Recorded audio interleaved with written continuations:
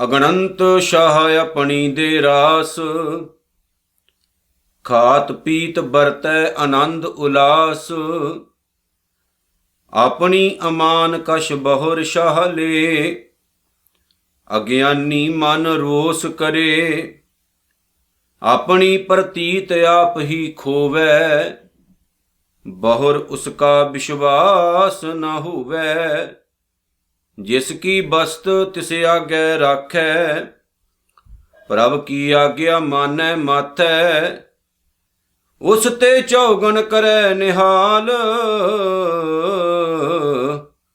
ਨਾਨਕ ਸਾਹਿਬ ਸਦਾ ਦਇਆਲ। ਉਸ ਤੇ ਚੌਗਣ ਕਰੈ ਨਿਹਾਲ, ਨਾਨਕ ਸਾਹਿਬ ਸਦਾ ਦਇਆਲ। ਮਿਹਰਾਂ ਦੇ ਸਾਈਂ ਸਤਿਗੁਰੂ ਸ਼ਬਦ ਬ੍ਰਹਮ ਦਸਾਂ ਪਾਤਸ਼ਾਹੀਆਂ ਦੀ ਰੂਹਾਨੀ ਜੋਤ ਸ੍ਰੀ ਗੁਰੂ ਗ੍ਰੰਥ ਸਾਹਿਬ ਜੀ ਦੇ ਪਾਵਨ ਚਰਨਾਂ ਦਾ ਆਓ ਜੀ ਸਤਿਕਾਰ ਨਾਲ ਧਿਆਨ ਧਰੀਏ। ਪਿਆਰ ਸਤਿਕਾਰ ਨਾਲ ਧੰਨ ਧੰਨ ਸਤਿਗੁਰੂ ਸ੍ਰੀ ਗੁਰੂ ਅਰਜਨ ਸਾਹਿਬ ਸੱਚੇ ਪਾਤਸ਼ਾਹ ਜੀ ਦੀ ਮਹਾਨ ਪਾਵਨ ਬਾਣੀ ਸੁਖਮਨੀ ਸਾਹਿਬ ਦੀ ਵਿਚਾਰ ਨਾਲ ਆਪਣਾ ਚਿੱਤ, ਆਪਣਾ ਦਿਲ, ਆਪਣਾ ਮਨ ਜੋੜੀਏ ਜੀ। ਉਸ ਤੋਂ ਪਹਿਲਾਂ ਗੁਰੂ ਫਤਿਹ ਹਾਜ਼ਰ ਹੈ, ਪ੍ਰਵਾਨ ਕਰੋ ਜੀ। ਸਤਿਕਾਰ ਨਾਲ ਸਾਰੇ ਆਖੋ ਵਾਹਿਗੁਰੂ ਜੀ ਕਾ ਖਾਲਸਾ, ਵਾਹਿਗੁਰੂ ਜੀ ਕੀ ਫਤਿਹ। ਗੁਰੂ ਅਮਰਦਾਸ ਸਾਹਿਬ ਸੱਚੇ ਪਾਤਸ਼ਾਹ ਜੋ ਸਿੱਖਾਂ ਦੇ ਤੀਸਰੇ ਸਤਿਗੁਰੂ ਨੇ, ਜਦੋਂ ਗੁਰੂ ਨਾਨਕ ਸਾਹਿਬ ਸੱਚੇ ਪਾਤਸ਼ਾਹ ਜੀ ਦਾ ਬ੍ਰਹਮ ਗਿਆਨ ਉਹਨਾਂ ਦੇ ਅੰਦਰ ਪ੍ਰਵੇਸ਼ ਕਰਦਾ ਹੈ ਤਾਂ ਉਹਨਾਂ ਦੀ ਮਿੱਠੜੀ ਜ਼ੁਬਾਨ ਤੋਂ ਇੱਕ ਬਾਣੀ ਉਚਾਰਨ ਹੁੰਦੀ ਹੈ ਜਿਹਦਾ ਨਾਮ ਹੈ ਆਨੰਦ ਸਾਹਿਬ। ਆਨੰਦ ਸਾਹਿਬ ਦੇ ਵਿੱਚ ਗੁਰੂ ਅਮਰਦਾਸ ਸਾਹਿਬ ਨੇ ਇੱਕ ਬੜਾ ਹੀ ਪਿਆਰਾ ਬਚਨ ਲਿਖਿਆ, ਇਹ ਸ਼ਰੀਰਾ ਮੇਰਿਆ ਇਸ ਜਗ ਮੈਂ ਆਏ ਕਹਿ, ਕਿਆ ਤੁਧ ਕਰਮ ਕਮਾਇਆ। ਕੇ ਕਰਮ ਕਮਾਇਆ ਤੁਧ ਸ਼ਰੀਰਾ, ਜਾਂ ਤੂੰ ਜਗ ਮਹਿ ਆਇਆ। ਗੁਰੂ ਅਮਰਦਾਸ ਸਾਹਿਬ ਕਹਿੰਦੇ ਨੇ, ਇਹ ਮੇਰੇ ਸ਼ਰੀਰ, ਇਸ ਸੰਸਾਰ ਵਿੱਚ ਆ ਕੇ ਤੂੰ ਕੀ ਕੀਤਾ। ਇਹ ਗੱਲ ਕਹਿਣ ਦਾ ਸਤਿਗੁਰੂ ਦਾ ਮਤਲਬ ਹੈ ਕਿ ਉਹ ਕੰਮ ਨਹੀਂ ਕੀਤੇ ਜਿਹੜੇ ਕੰਮ ਸਾਨੂੰ ਕਰਨੇ ਚਾਹੀਦੇ ਸੀ। ਜਿਨ੍ਹਾਂ ਕੰਮਾਂ ਦੇ ਲਈ ਅਸੀਂ ਇਸੇ ਸੰਸਾਰ ਵਿੱਚ ਆਏ ਹਾਂ, ਇਸ ਦੁਨੀਆ ਵਿੱਚ ਆਏ ਹਾਂ, ਅਸੀਂ ਉਹ ਕੰਮ ਨਹੀਂ ਕੀਤੇ ਨੇ। ਬੜਾ ਦੁੱਖ ਲੱਗਦਾ ਨਾ ਜਦੋਂ ਅਸੀਂ ਪੜ੍ਹਾ ਲਿਖਾ ਕੇ ਆਪਣੇ ਕਿਸੇ ਬੱਚੇ ਨੂੰ ਕਿਸੇ ਨੌਕਰੀ ਤੇ ਲਵਾ ਦਿੰਦੇ ਆ, ਉਹ ਜੌਬ ਤੇ ਵੀ ਚਲਾ ਜਾਂਦਾ ਹੈ, ਪਰ ਉੱਥੇ ਜਾ ਕੇ ਉਹ ਲਿਆਕਤ ਨਾਲ ਕੰਮ ਹੀ ਨਾ ਕਰੇ, ਸਹੀ ਤਰੀਕੇ ਦੇ ਨਾਲ ਆਪਣੀ ਡਿਊਟੀ ਨੂੰ ਡਿਊਟੀ ਨਾ ਸਮਝੇ। ਤੇ ਕਈ ਵਾਰ ਮਾਂ-ਬਾਪ ਨੂੰ ਜਦੋਂ ਤਾਨੇ ਮਿਹਣੇ ਸਹਿਣੇ ਪੈਂਦੇ ਨੇ ਤੇ ਮਾਂ-ਬਾਪ ਕਹਿ ਦਿੰਦੇ ਨੇ, ਸਾਡੇ ਸਿਰ ਵਿੱਚ ਇਹਨੇ ਖੇਪ ਪਵਾ ਦਿੱਤੀ, ਸਾਡੇ ਨਾਮ ਨੂੰ ਲਾਜ ਲਵਾ ਦਿੱਤੀ, ਕਿਉਂਕਿ ਇਹਨੇ ਆਪਣਾ ਫਰਜ਼ ਨਹੀਂ ਪਹਿਚਾਣਿਆ। ਅਕਾਲ ਪੁਰਖ ਵਾਹਿਗੁਰੂ ਨੇ ਇਹ ਜਿਹੜੀ ਸਾਨੂੰ ਦੇ ਦਿੱਤੀ ਨਾ, ਇਹਦੇ ਵਿੱਚ ਰਹਿ ਕੇ ਹੀ ਅਸੀਂ ਨਿਰੰਕਾਰ ਪਰਮਾਤਮਾ ਦੀ ਪ੍ਰਾਪਤੀ ਕਰਨੀ ਹੈ। ਆਪਣੀ ਬੁੱਧ ਨੂੰ, ਆਪਣੀ ਸੁਰਤੀ ਨੂੰ, ਆਪਣੇ ਮਨ ਨੂੰ ਮਾਲਕ ਦੇ ਪਾਵਨ ਚਰਨਾਂ ਨਾਲ ਕਨੈਕਟ ਕਰਨਾ ਹੈ। ਸਤਿਗੁਰੂ ਦਾ ਜਿਹੜਾ ਨਾਮ ਹੈ, ਪਾਵਨ ਨਾਮ, ਉਹਨੂੰ ਆਪਣੇ ਅੰਦਰੋਂ ਹੀ ਪ੍ਰਗਟ ਕਰਨਾ ਹੈ। ਜਿਵੇਂ ਗੁਰੂ ਅਰਜਨ ਸਾਹਿਬ ਸੱਚੇ ਪਾਤਸ਼ਾਹ ਕਹਿੰਦੇ ਨੇ ਕਿ ਬੰਦੇ ਤੇਰਾ ਸਰੀਰ ਹੀ ਪਰਮਾਤਮਾ ਦਾ ਸਿਮਰਨ ਹੈ। ਤੂੰ ਧਿਆਨ ਮਾਰ ਕੇ ਵੇਖ, ਇਸ ਤਨ ਨਾਲ ਜੁੜੀਆਂ ਹੋਈਆਂ ਜਿੰਨੀਆਂ ਚੀਜ਼ਾਂ ਨੇ ਉਹਨਾਂ ਨੂੰ ਯਾਦ ਕਰਕੇ ਤੂੰ ਪਰਮਾਤਮਾ ਨੂੰ ਯਾਦ ਕਰ। ਤੈਨੂੰ ਸੁੱਖ ਮਿਲਦਾ ਹੈ, ਇਹ ਸੋਚ ਰੱਬ ਦੇ ਰਿਹਾ ਹੈ। ਕੱਪੜੇ ਤਨ ਤੇ ਪਹਿਨੇ ਨੇ, ਇਹ ਸੋਚ ਰੱਬ ਦੇ ਦਿੱਤੇ ਹੋਏ ਪਹਿਨ ਰਹੇ ਆ। ਧੀਆਂ ਪੁੱਤਰ ਰੱਬ ਦੇ ਦਿੱਤੇ ਹੋਏ ਆ, ਘਰ ਰੱਬ ਦਾ ਦਿੱਤਾ ਹੋਇਆ ਹੈ। ਜਿਸ ਟਾਈਮ ਇਹ ਸੋਝੀ ਆ ਜਾਏਗੀ, ਉਸ ਦਿਨ ਤੋਂ ਅਕਾਲ ਪੁਰਖ ਵਾਹਿਗੁਰੂ ਦੇ ਪਾਵਨ ਚਰਨਾਂ ਦਾ ਰਸਤਾ ਤੇਰਾ ਮਨ ਅਖਤਿਆਰ ਕਰ ਲਏਗਾ। ਪਰ ਪ੍ਰੋਬਲਮ ਇਹ ਹੈ ਕਿ ਅਸੀਂ ਰੱਬ ਦੀਆਂ ਦਿੱਤੀਆਂ ਹੋਈਆਂ ਦਾਤਾਂ ਲੈ ਕੇ ਤੇ ਰੱਬ ਨੂੰ ਹੀ ਤਾਨੇ ਅਤੇ ਮਿਹਣੇ ਮਾਰਨ ਲੱਗ ਪੈਂਦੇ। ਪੰਜਵੀਂ ਅਸ਼ਟਪਦੀ ਜੀ ਦੀ ਦੂਸਰੀ ਪੌੜੀ ਅੱਜ ਅਸੀਂ ਵਿਚਾਰਨੀ। ਉਹਦੀ ਸ਼ੁਰੂਆਤ ਵਿੱਚ ਧੰਨ ਗੁਰੂ ਅਰਜਨ ਸਾਹਿਬ ਕਹਿੰਦੇ ਨੇ, ਅਗਣੰਤ ਸ਼ਾਹ ਆਪਣੀ ਦੇ ਰਾਸ। ਸ਼ਾਹ ਦਾ ਮਤਲਬ ਹੈ ਪਰਮਾਤਮਾ। ਮੇਰੇ ਸ਼ਾਹ ਮੈਂ ਹਰ ਦਰਸ਼ਨ ਸੁਖ ਹੋਏ। ਸ਼ਾਹ ਭਾਵ ਅਕਾਲ ਪੁਰਖ ਵਾਹਿਗੁਰੂ। ਸੱਜਣ ਸੱਚਾ ਪਾਤ ਸ਼ਾਹ, ਸਿਰ ਸ਼ਾਹਾਂ ਦਾ ਸ਼ਾਹ, ਜਿਸ ਪਾਸ ਬੈਠਿਆਂ ਸੋਈਐ ਸਭਨਾ ਦਾ ਵਿਸਾ। ਭਾਵ ਉਹਦੇ ਤੋਂ ਵੱਡਾ ਹੋਰ ਕੋਈ ਵੀ ਨਹੀਂ ਹੈ, ਮਹਾਨ ਹੈ ਉਹ। ਉਹਨੂੰ ਕਹਿੰਦੇ ਨੇ ਸ਼ਾਹ। ਸ਼ਾਹ ਸ਼ਬਦ ਅਸੀਂ ਪਿੰਡਾਂ ਵਿੱਚ ਵੀ ਵਰਤਦੇ ਹਾਂ। ਕਿੱਦਾਂ ਸ਼ਾਹ ਜੀ? ਭਾਵ ਜਿਹੜਾ ਬਹੁਤ ਧਨਵਾਨ ਹੋਵੇ ਉਹਨੂੰ ਸ਼ਾਹ ਆਖਿਆ ਜਾਂਦਾ ਹੈ। ਜਿਹਦੇ ਕੋਲ ਬਹੁਤ ਦੌਲਤ ਹੋਵੇ, ਰਿਚ ਹੋਵੇ, ਪਿੰਡ ਵਿੱਚ ਉਹਨੂੰ ਸ਼ਾਹ ਜੀ ਆਖਿਆ ਜਾਂਦਾ ਹੈ। ਅੱਜ ਵੀ ਪੰਜਾਬ ਦੇ ਪਿੰਡਾਂ ਦੇ ਵਿੱਚ ਇਹ ਸ਼ਬਦ ਪ੍ਰਚਲਿਤ ਹੈ, ਸ਼ਾਹ। ਕਿੱਦਾਂ ਸ਼ਾਹ?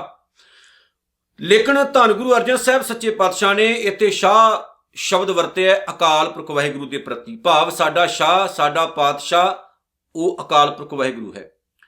ਉਹ ਅਕਾਲ ਪੁਰਖ ਵਾਹਿਗੁਰੂ ਜਿਹੜਾ ਨਾ, ਉਹ ਐਡਾ ਵੱਡਾ ਪਾਤਸ਼ਾਹ ਹੈ, ਐਡਾ ਵੱਡਾ ਸ਼ਾਹ ਹੈ, ਸਾਡੀ ਇੰਨੀ ਕੁ ਫਿਕਰ ਕਰਦਾ ਹੈ ਕਿ ਅਗਣੰਤ ਸ਼ਾਹ ਆਪਣੀ ਦੇ ਰਾਸ, ਕਿ ਅਸੀਂ ਕੀ ਜੀਵ ਆ, ਅਸੀਂ ਵਣਜਾਰੇ ਹਾਂ ਭਲਿਓ।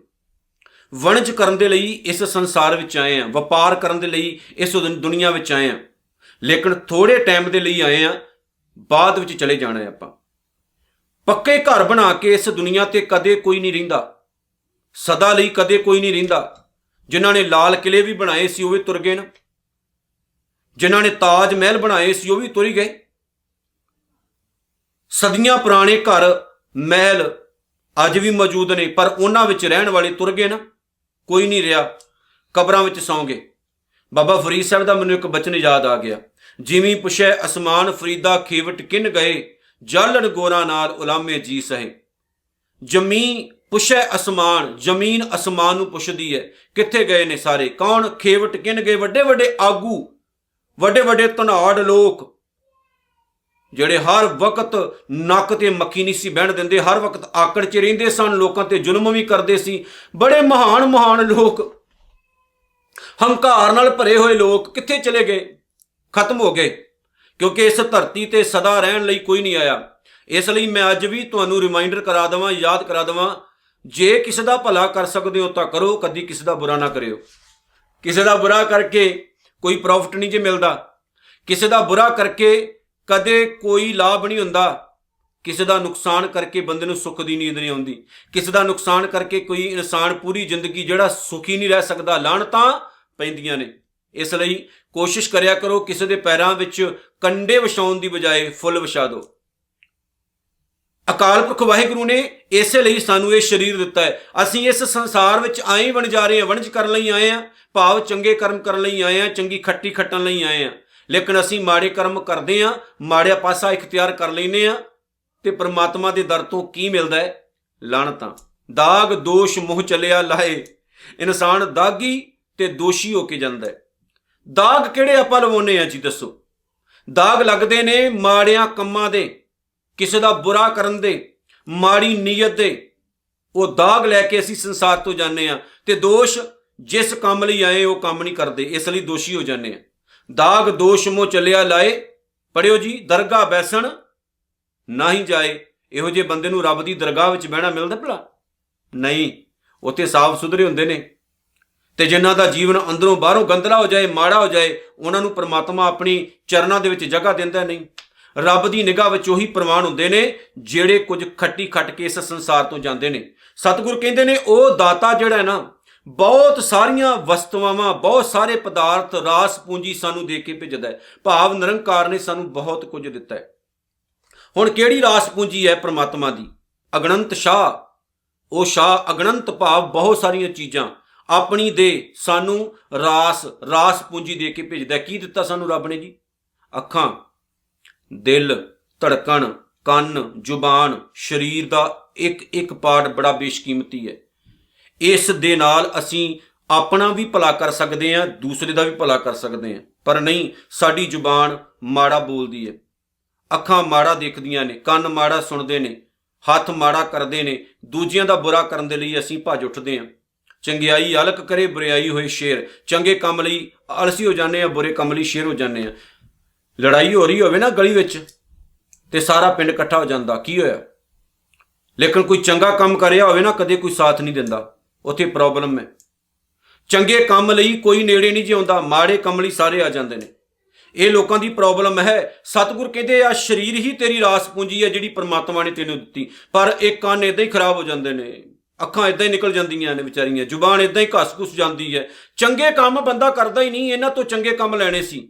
ਕਈ ਕਰਦੇ ਵੀ ਨੇ।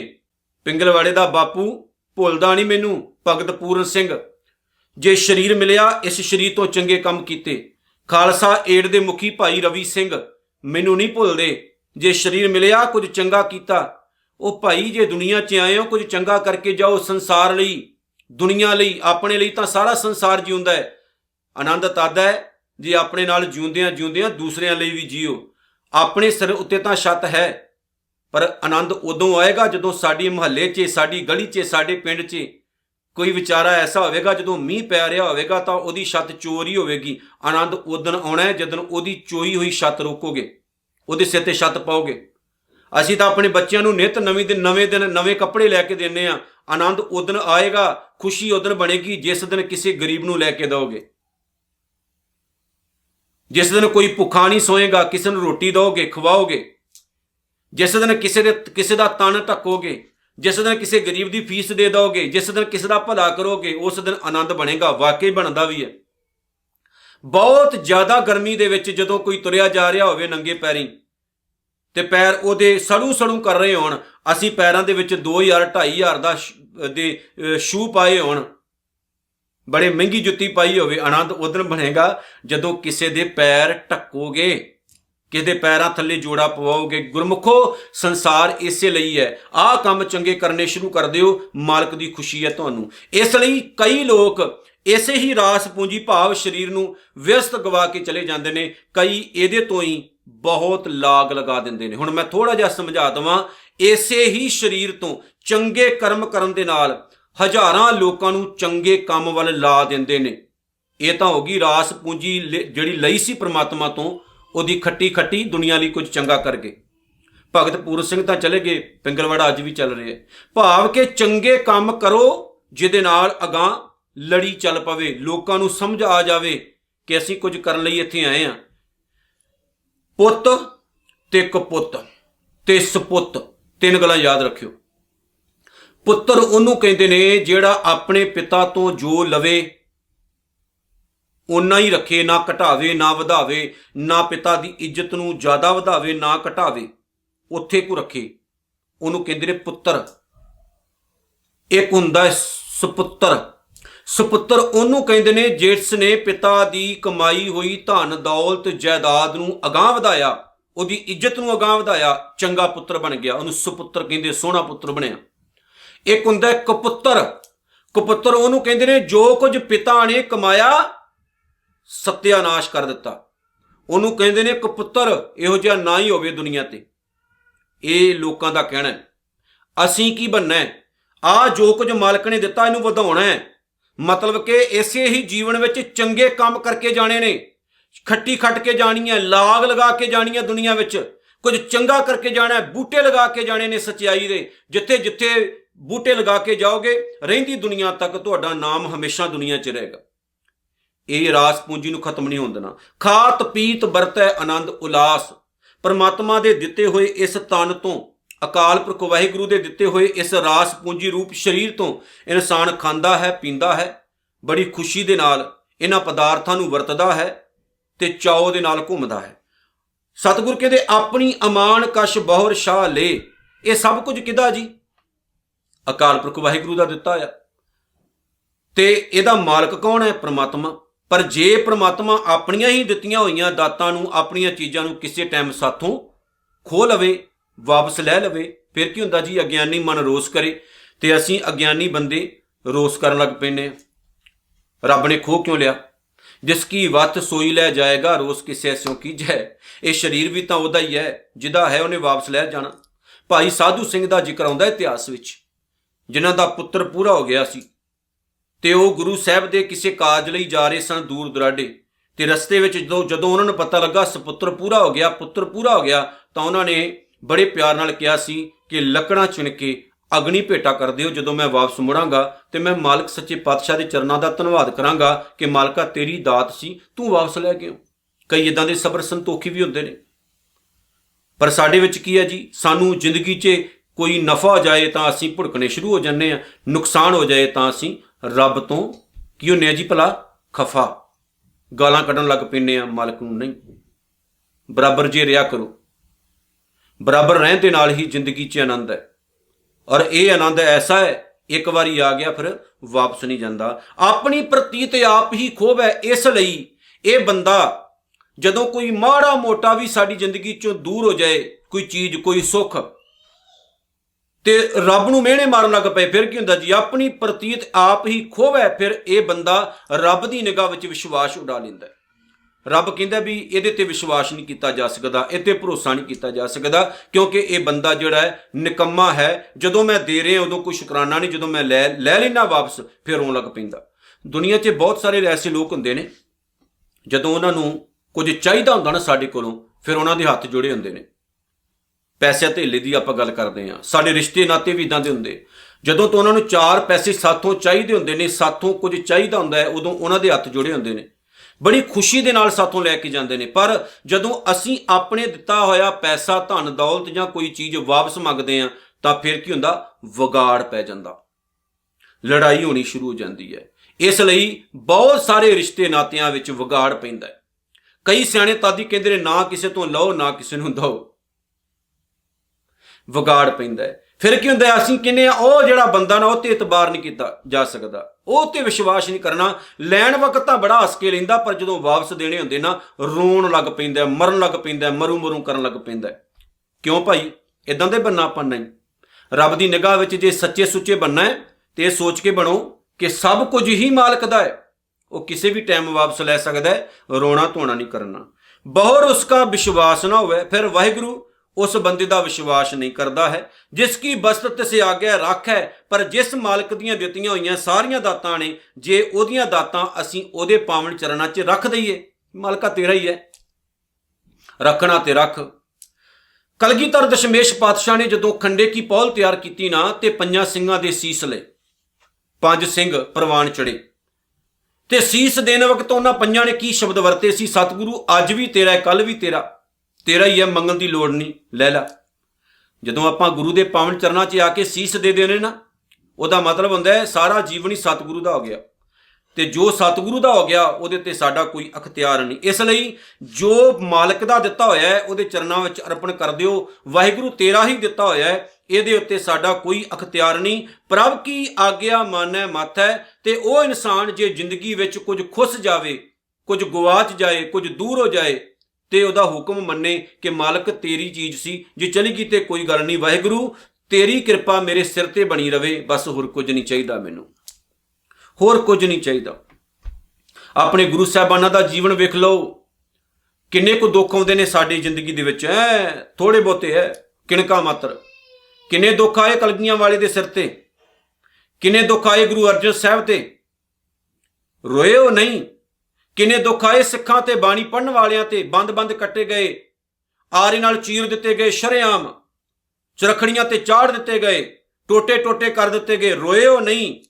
उन्हां ने सिक्खी सिदक दे विच जीउणा, अणख नाल जीउणा सिक्ख्या कि जे अणख गई ते जीउण दा की फायदा। इदां दा जे जीवन होवे ना, ते मालक फिर ऐसी लाग लगाउंदा है ना, जे सुख आए ने उहनूं भुल्लिओ ना, जे दुख आए ने तां भी उहनूं भुल्लिओ ना, उस ते चौगण करे निहाल। फिर इहो जिहा इंसान जिहड़ा उहदे भाणे विच रवे ते कहे वाहिगुरू सब तेरा ही दिता होया है ना, कोई गल नहीं, जे दिता सी ते वापस ले लिया ते फिर की हो गया। ਉਹਦੀਆਂ ਦਾਤਾਂ ਵਿੱਚ ਉਹਦੇ ਸ਼ੁਕਰਾਨੇ 'ਚ ਸੀਸ ਨਵਾ ਕੇ ਰੱਖੇ। ਤੇ ਸਤਿਗੁਰ ਕਹਿੰਦੇ ਫਿਰ ਮਾਲਕ ਉਸ ਵਾਹਿਗੁਰੂ ਅਕਾਲ ਪੁਰਖ ਪ੍ਰਮਾਤਮਾ ਉਸ ਬੰਦੇ ਉੱਤੇ ਇੰਨੀ ਕਿਰਪਾ ਕਰਦਾ ਹੈ, ਉਹਦੀਆਂ ਖੁਸ਼ੀਆਂ ਨੂੰ 4 ਗੁਣਾ ਵਧਾ ਦਿੰਦਾ ਹੈ। ਕਿਸੇ ਟਾਈਮ ਸਾਨੂੰ ਇਦਾਂ ਲੱਗਦਾ ਆਪਾਂ ਬਹੁਤ ਦੁਖੀ ਹਾਂ, ਬੜੇ ਮਾੜੇ ਟਾਈਮ 'ਚੋਂ ਲੰਘ ਰਹੇ ਹਾਂ, ਪਰ ਕਈ ਵਾਰ ਰੱਬ ਐਸੀ ਪਰਖ ਕਰਦਾ ਇਨਸਾਨ ਦੀ ਕਿ ਵੇਖਾਂ ਤੇ ਸਹੀ ਐਵੇਂ ਕੱਚਾ ਤੇ ਨਹੀਂ ਹੈ, ਕਿਤੇ ਡਿੰਗਾਂ ਤੇ ਨਹੀਂ ਮਾਰਦਾ, ਛਾਲਾਂ ਤੇ ਨਹੀਂ ਮਾਰਦਾ। पर फिर की हुंदा है जदों असीं पूरे उतरदे ना कसवट्टी विच, परख विच, फिर वाहिगुरू साडीआं खुशियां नूं कई गुणा वधा दिंदा है, रहमतां इन्नियां कर दिंदा है, साडीआं झोलियां भर जांदियां ने। नानक साहिब सदा दयाल, वो अकाल पुरख वाहिगुरू जिहड़ा ना, गुरु अर्जन साहिब कहंदे बंदे समझ के चल, वो साडा मालक है, साहिब मालक है, अते सदा दयाल, वो सदा ही दया करन वाला है। ਉਹਦੀਆਂ ਦਾਤਾਂ ਅੱਗੇ ਸੀਸ ਨਵਾ, ਸ਼ੁਕਰਾਨਾ ਕਰ कि मालक तेरा दिता खा रहे हैं, तू दाता दातार, तेरा दिता खावना। आओ जी शुकराने विच सीस नवाइए। शुकराने विच खुशी है, शुकराने विच ही जिंदगी है। अपनी जिंदगी नूं अमृत बनाइए, अपनी जिंदगी नूं जहर ना बनाइए। इतनियां बेनतियां स्वीकार करो जी। भुल चुक दी खिमा। वाहिगुरू जी का खालसा, वाहिगुरू जी की फतेह।